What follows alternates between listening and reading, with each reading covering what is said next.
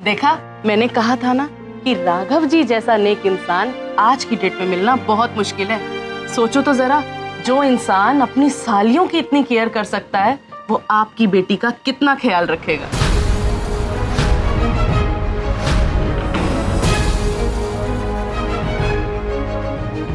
आपने क्या कहा? बेटी के लिए कितना करेंगे? मैं कुछ समझा नहीं। अरे राघव जी, अगर सब कुछ ठीक रहा और आपका और प्रिया का रिश्ता पक्का हो गया तो आप फिर प्रिया का ध्यान नहीं रखेंगे?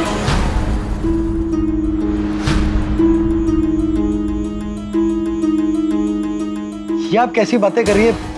मुझे लगता है कोई मिसअंडरस्टैंडिंग हुई है। मुझे तो लगा आप रति के लिए रिश्ता लेकर आई। राघव जी, आप अपनी सालियों की बिल्कुल चिंता मत कीजिए। एक बार आपकी और प्रिया की शादी हो जाए, उसके बाद मैं खुद आपकी सालियों के लिए बहुत अच्छा रिश्ता लेकर आऊंगी। देखिए, मैं शादी करने के बारे में सोच भी नहीं सकता।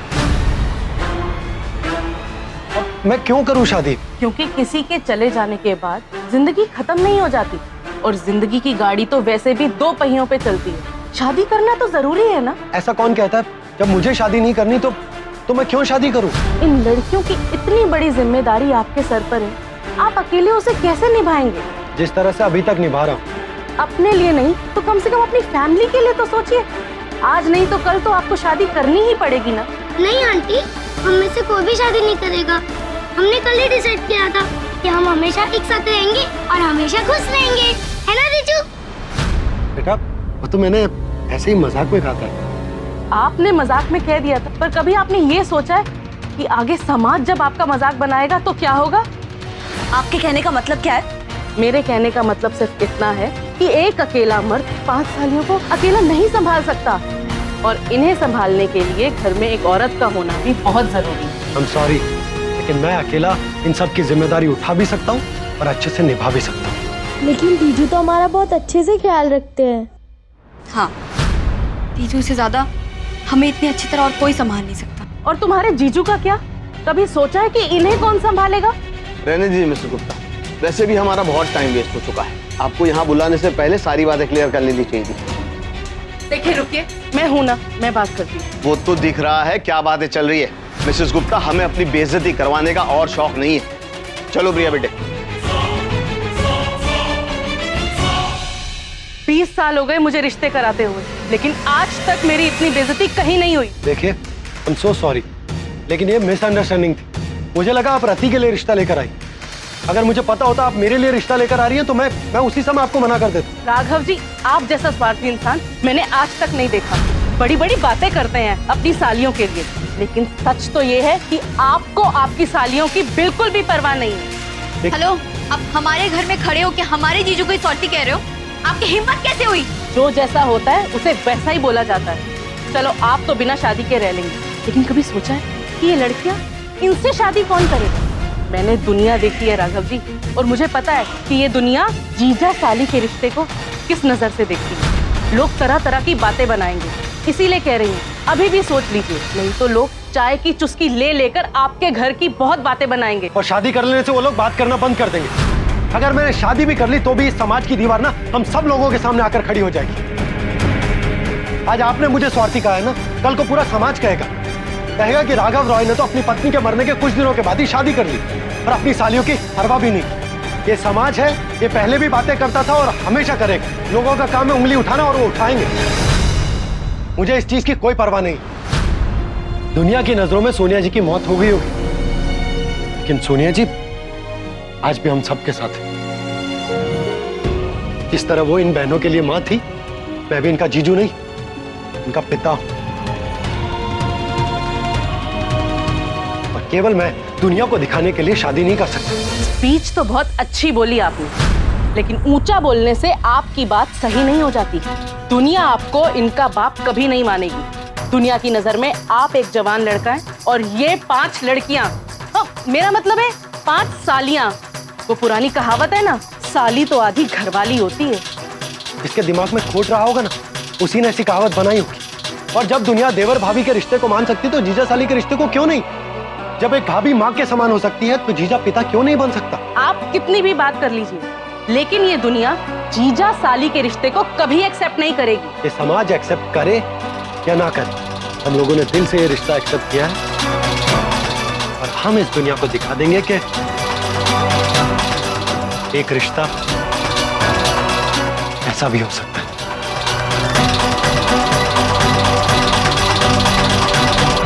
मिस्टर राघव, ये फिल्मी बातें सिर्फ फिल्मों में अच्छी लगती हैं। उसके बाद हम सब भूल जाते हैं। हमें बस याद रहता है ये समाज और उसके नियम कानून। दुनिया कितनी भी आगे क्यों ना निकल जाए, कितनी भी मॉडर्न हो जाए, लेकिन रिश्ता वही जो ये समाज अपनाए। आखिर हमें भी तो समाज में रहना है ना। और तुम दोनों कितनी बड़ी हो गई हो और समझदार भी हो, कुछ समझाती क्यों नहीं अपने जीजू को?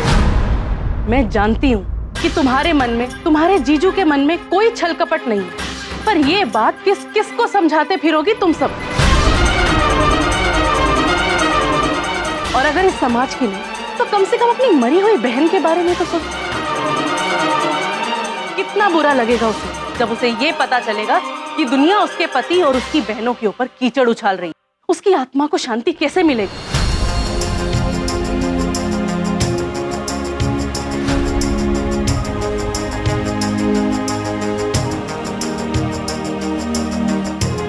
सोच क्या रही हो? कुछ बोलती क्यों नहीं इन्हें?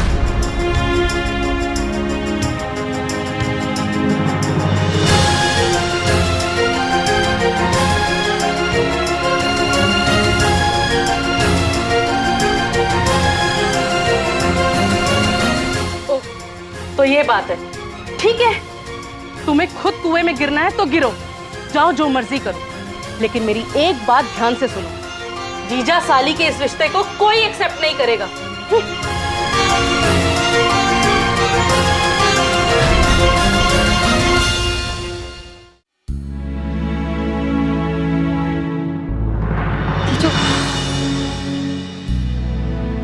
दीजू, आप उनकी बात को अपने दिल से मत लगाइए।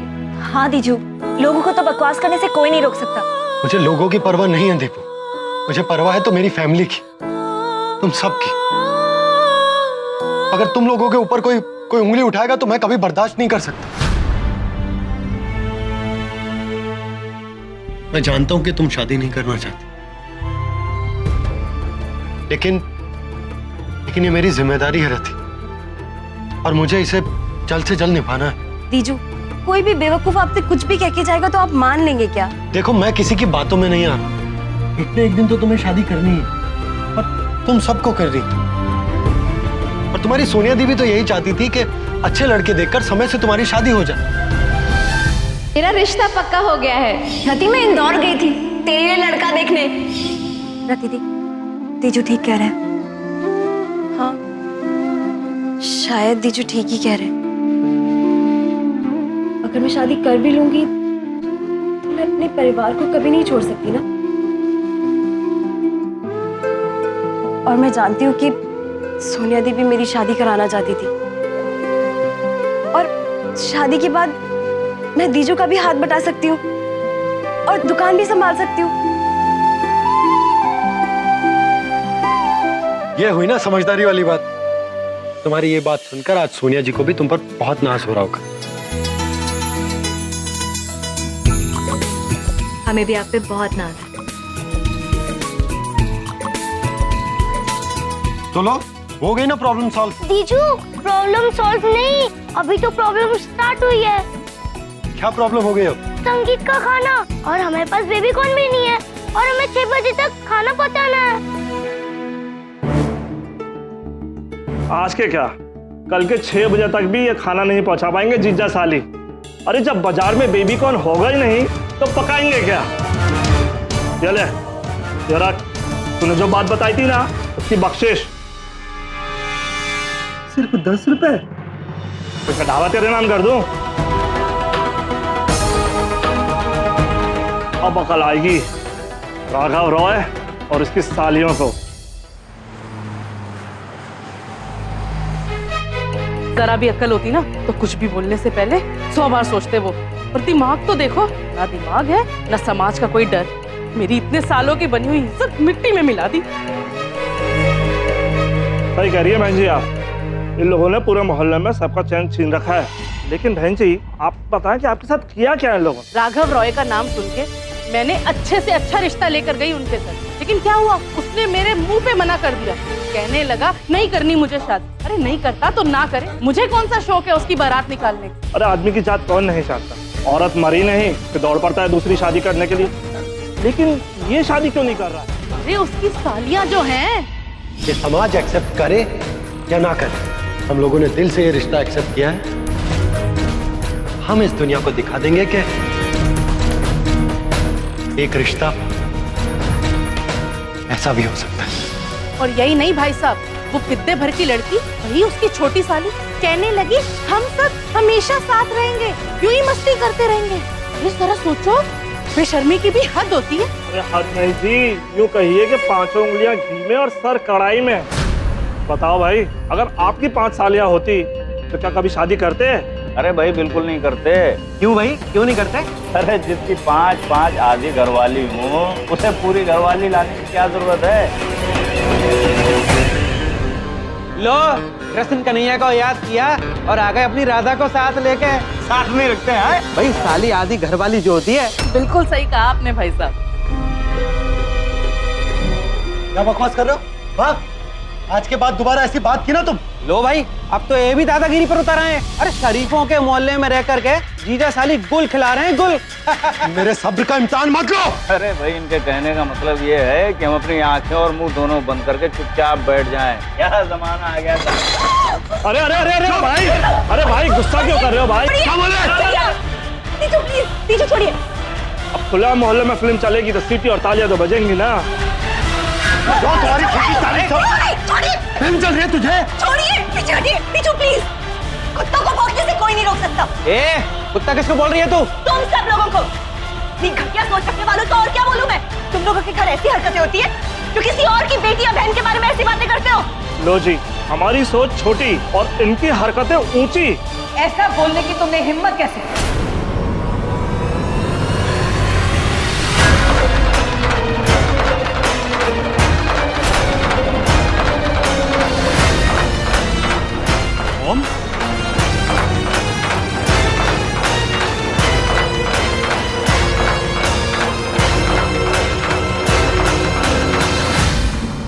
इतनी घटिया बात आप बोल कैसे सकते हैं? मतलब क्या कोई भी किसी पर भी उंगली उठा सकता है और बाकी सब इस तरह खड़े होकर लोगों पर कीचड़ उछालेंगे? क्या इसी को इंसानियत कहते हैं आप लोग? इंसान की सच्चाई उसके दिल में होती है, समझे? और क्या बस इतना ही दिमाग है आप लोगों के पास तो सिवाय गंदगी के और कुछ सोच नहीं सकता? दीपिका बिल्कुल ठीक कह रही। आप सबको देखकर तो ऐसा लगता है जैसे आप लोगों के घर में औरतें हैं ही नहीं, वरना इनके पाक रिश्ते के बारे में इतनी गंदी बात आप तो कह ही नहीं सकते। शर्म नहीं आया आपको ये सब कुछ कहते हुए? अब इनको करते हुए शर्म नहीं आती तो हमको कहते हुए क्यों आएगी? ऐसा क्या कर दिया हमारे बेटे ने? क्या देखा है आपने? है कोई सबूत आपके पास? बोलिए। कैसे आप ऐसी बात कर सकते हैं हमारे बेटे के बारे में? नहीं ना, जब बात चरित्र पर आती है तो ऐसे ही जाने नहीं देना चाहिए। कमजोरों की निशानी होती है और हम अच्छी तरह से जानते हैं हमारा बेटा कमजोर नहीं है। बोलिए, ऐसा क्या फ्रॉड कर दिया हमारे बेटे ने?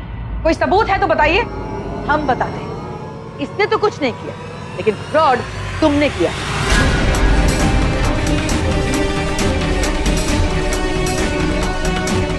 तुम हमारे बेटे को पूरे मोहल्ले के सामने बदनाम करने की कोशिश कर रहे थे ना? तुम खुद कितने दूध के धुले हो, हम आज साबित करके दिखाएंगे। ये लो, यहाँ तो उल्टा चोर के सगे वाले कोतवाल को डांट रहा है। ऐसा क्या किया है मैंने मैडम जी? ये मत सोचिए कि आपके पास पैसा है तो आप कुछ भी कह देंगी। मैडम रत्ना जी। चंदू,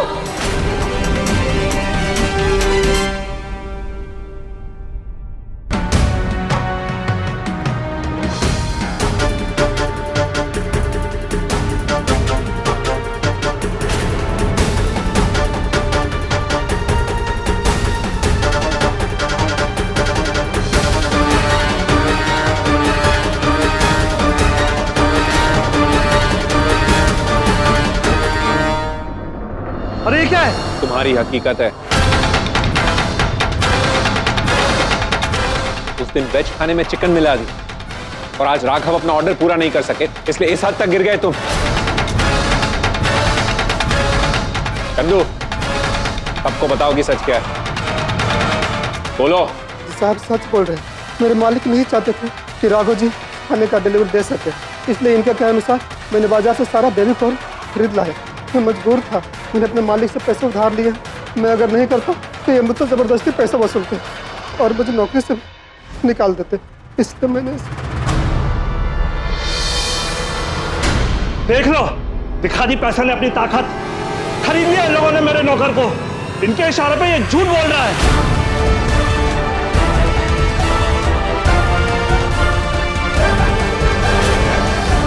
अगर अभिमान हमारे सामने अच्छा बनने के लिए उस दिन झूठ बोल सकता है, तो आज क्यों नहीं?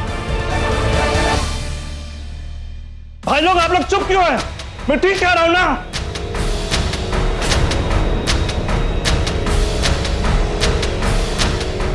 इतना सब कुछ होने के बाद भी बात नहीं आएगा ना तू? छोड़ दीजिए, ये गलत है। छोड़ दीजिए, मैं कुछ नहीं बोलूंगा, चुप रहूंगा। छोड़ दीजिए। अभिमान, छोड़ो उसे। ये मेरी प्रॉब्लम है और इसे कैसे सॉल्व करना है मुझे अच्छी तरह मालूम। तुम इन सबसे दूर रहो। अभिमान, छोड़ दो। ऐसे चीप और घटिया इंसान के मुंह लगने के लिए हमें कोई जरूरत नहीं। मुझे तो डरा धमकाकर चुप करा दिया आप लोगों ने, लेकिन इस समाज का क्या? इसकी चिंता तुम मत कर। फिलहाल तुम अपनी जुबान संभालो। अगर तुम्हारी गंदी जुबान से एक बार भी और ये शब्द निकले ना, इस मोहल्ले से ही नहीं, शहर से भी गायब हो जाओगे।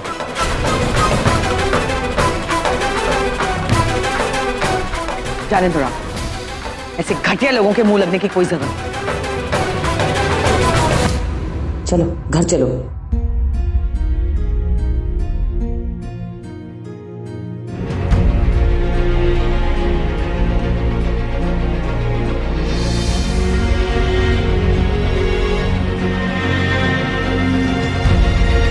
दीपिका रुको।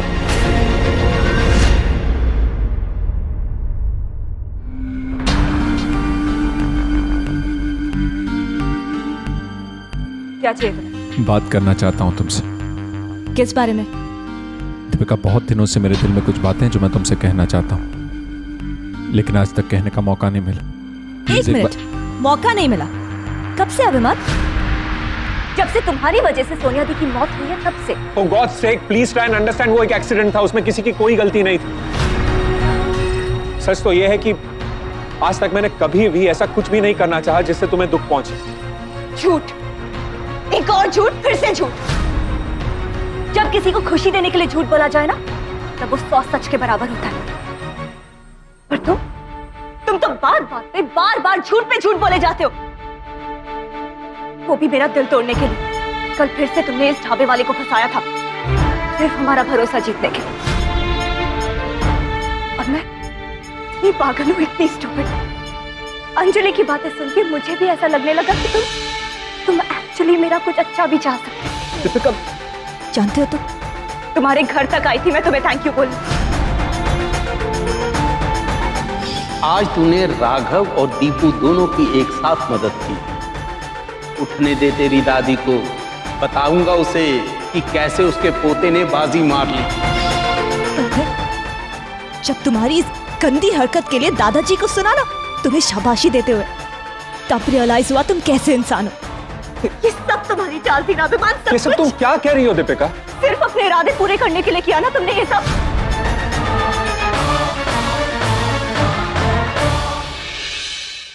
राघव बेटा, दुनिया से मुंह मोड़ लेने से दुनिया पीछा छोड़ नहीं देती। कब समझोगे इस बात को? हमारा कहा ना मानने का नतीजा तुमने देख लिया, अब तो समझ जाओ। अब भी कुछ नहीं बिगड़ा, घर वापस आ जाओ बेटा। तुम्हें याद है सोनिया कैसे चाहती थी कि हम सब साथ में रहें, खुश रहें, एक हंसता खेलता परिवार बनकर रहें? याद है? ये जिंदगी जो तुम जी रहे हो, ये सोनिया की देन। उसकी सारी जिम्मेदारियां इतने अच्छे से निभा रहे, उसका किया हुआ हर वादा तुम पूरा कर रहे हो। तो ये क्यों भूल जाते हो कि उसने हमसे भी एक वादा किया था कि हमारे दोनों बेटे हमारे साथ रहेंगे। ये वादा निभाना भी तुम्हारी जिम्मेदारी है ना? मॉम, मेरी जिंदगी में सोनिया जी की दी हुई जिम्मेदारी और उनके वादों के सिवाय और कुछ नहीं। लेकिन मुझे माफ कीजिए, ये एक वादा ऐसा है जो मैं चाहकर भी नहीं निभा सकता, और इसकी वजह आप अच्छी तरह से जानती। तुम हमारे लिए घर नहीं आना चाहते, हम समझ सकते, लेकिन लोगों की तो सोचो। तुम्हारी सालियों पर, तुम पर उंगलियां उठाना वो कभी बंद नहीं करेंगे। मैं जानता हूं कि आप मुझे लेकर बहुत कंसर्न हैं, लेकिन मुझे इस समाज, इन लोगों, इनसे कोई फर्क नहीं पड़ता। लेकिन हमें फर्क पड़ता है ना बेटा, हमें फर्क पड़ता है, और बहुत जल्द तुम्हें, तुम्हारी सालियों को भी फर्क पड़ेगा, क्योंकि आफ्टर ऑल वो सारी लड़कियां हैं, और लड़कियों पर समाज बहुत आसानी से उंगलियां उठा लेता है। राघव किसी और की नहीं तो सोनिया के बारे में तो सोचो। ये सोचो कि उसे ये सब देखकर कितनी तकलीफ पहुंचती होगी। क्या उसकी आत्मा को शांति मिलेगी? राघव, ये दुनिया बहुत खराब है, कभी नहीं समझ पाएगी कि एक रिश्ता ऐसा भी हो सकता है। वो तुम सबको कभी चैन से जीने नहीं देगी, हमेशा तुम पर उंगलियां उठती रहेगी। इन लड़कियों को बहुत बेइज्जती सहनी पड़ेगी। आफ्टर ऑल ये तुम्हारी जिम्मेदारी है, कभी ना कभी उनकी शादी कराकर तुम्हें इन्हें विदा करना ही होगा।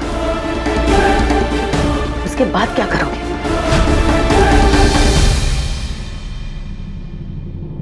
मॉम, उसके बाद मैं अपने पापा का सपना पूरा करूंगा।